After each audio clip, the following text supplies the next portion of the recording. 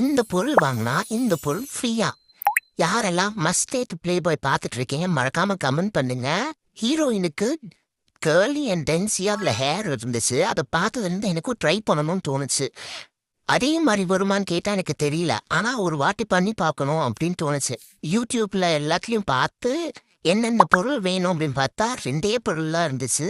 So வாங்கிட்டேன் உடனே. நைக்காவோட summer சேலில் நீங்கள் போய் செக் பண்ணி பாருங்க. அதில் தான் எனக்கு இந்த ஸ்கேல்ப் மசாஜர் வந்து ஃப்ரீயாக கொடுத்துருந்தாங்க. டேவன் கண்டிஷனர் வந்து ஈவனாக ஸ்ப்ரெட் பண்ணி கேர்ள் பண்ணுங்க. ஸ்க்ரன்ச் பண்ணாலே கேர்ள் விடும். நம்ம ஏன் அதை பண்ண போகிறோம்? அதை தான் பண்ண மாட்டோம். கஷ்டமாக இருக்க பாரு எதனா சூஸ் பண்ணுவோம். நான் ஃபிங்கர்ஸில் தான் எடுத்து பண்ணுவேன்னு ரொம்ப பொறுமையாக கஷ்டப்பட்டு பண்ணேன். எனக்கு இதுக்கே வந்து 1 hour கிட்ட ஆயிடுச்சு. ஏன்னா ஃபர்ஸ்ட் ட்ரைன்றதால.